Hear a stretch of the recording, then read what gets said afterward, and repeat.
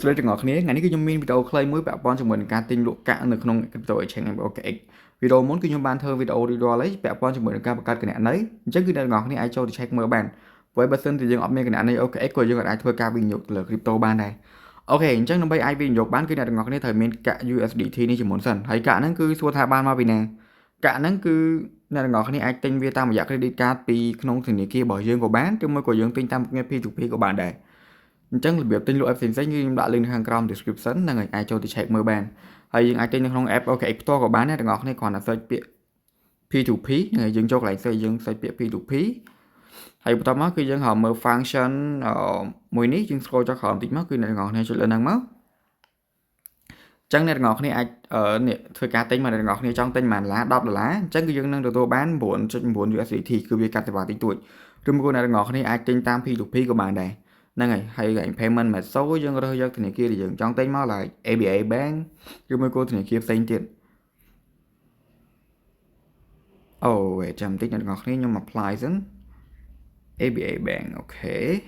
ហ្នឹងហើយហ្នឹងគឺចេញមកអញ្ចឹងគឺអ្នកទាំងអស់គ្នាអាចទិញវាតាមហ្នឹងបានហើយខ្ញុំគិតថាសម្រាប់អ្នកគាត់ធ្លាប់ប្រើ exchange ពីមុនមកគឺវាងាយស្រួលនៅក្នុងការទិញឯងអញ្ចឹងគឺអាចមកទិញនៅក្នុងតាមហ្នឹងបានចឹងចូលមកដល់ការវិនិយោគទៅលើកាក់ crypto របស់យើងវិញហើយបើសិនអ្នកទាំងអស់គ្នាសួរថាកន្លែងទិញ crypto នៅណាគឺអ្នកទាំងអស់គ្នាចុចលើនេះចុចលើពាក្យ trade ហ្នឹងមកបន្ទាប់ពីចុចលើពាក្យ trade ហ្នឹងហើយគឺវានឹងឃើញបែបហ្នឹងហើយខ្ញុំឥឡូវគឺខ្ញុំនៅក្នុង function future ទេអញ្ចឹងដើម្បីបដូរពីមុខងារ future ការ trade future មកមុខងារ spot អ្នកទាំងអស់គ្នាចុចលើហ្នឹងម្ដងទៀតមក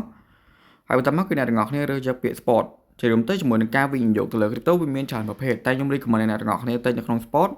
ដោយសារតែវាមានហានិភ័យទាបជាងវាដូចការលេង future អាហ្នឹងគឺយើង trade លុយខាតលុយភ្លាមហ្មងតែបើ spot អាហ្នឹងគឺយើងវិនិយោគក្នុងរយៈពេលវែងអូខេអញ្ចឹងជាមួយនឹងកាក់ដែលអ្នកទាំងអស់គ្នាចង់ទិញហើយឥឡូវនេះគឺវានៅក្នុង Solana Auto អញ្ចឹងបើសិនអ្នកទាំងអស់គ្នាចង់បដូរកាក់យើងគ្រាន់តែចុចលើហ្នឹងមកហើយយើងចង់ទិញកាក់មួយណាគឺវានឹងចេញមកហើយគ្រាន់តែធ្វើការ search ទៅអ្នកទាំងអស់គ្នាចង់ទិញកាក់ Bitcoin អូខេយើងគ្រាន់តែ search ពាក្យ Bitcoin មកគឺវានឹងចេញ Bitcoin នៅខាងលើគេតែម្ដងឬមួយអ្នកទាំងអស់គ្នាចង់ទិញ Bitcoin ទេចង់ទិញកាក់អីផ្សេងដូចជាlike Ethereum យើង search ពាក្យកាត់របស់ Ethereum ក៏បានដែរមកយើង search ឈ្មោះពេញក៏បានដែរអូខេអញ្ចឹងនៅក្នុងវីដេអូនេះឧទាហរណ៍ទៅលើការទិញកាក់ Bitcoin អញ្ចឹងយើងចុច Bitcoin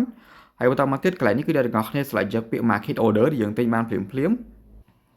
អញ្ចឹងឧទាហរណ៍ថាខ្ញុំចង់ទិញកាក់ Bitcoin នឹងចំនួន$50អូខេអញ្ចឹងយើងទៅសេលេខ50មកហើយបន្តមកទៀតគឺអ្នកទាំងអស់គ្នាត្រូវចុចលើពាក្យ buy BTC ចុច buy ពឹបមកនេះអញ្ចឹងគឺយើង buy បានជោគជ័យហើយអញ្ចឹងដើម្បីមក check មើលទៅលើកាក់ដែលយើងបានទិញមិញអ្នកទាំងអស់គ្នាចុចលើពាក្យ asset កន្លែងនេះមកនេះគឺខ្ញុំទៅបានទិញកាក់ BTC ចំនួន$50ជាងមិញហើយដោយសារ BTC ខ្ញុំមាន$100ជាងអញ្ចឹងទៅបានវាឃើញ$51អញ្ចឹងនៅពេលដែលកាក់ BTC នឹងវាឡើងថ្លៃអ្នកទាំងអស់គ្នាអាចចូលមកលក់នៅកន្លែងមិញវិញមកហ្នឹងហើយអញ្ចឹងគ្រាន់តែចុចបដូរពីពាក្យ buy នេះមកពាក្យ sell នេះវិញមានន័យថាលក់អញ្ចឹងយើងចង់លក់ទាំងអស់មែនយើងទាញអានេះម្ដង 100% មកហើយយើងចុចលក់ទៅវិញ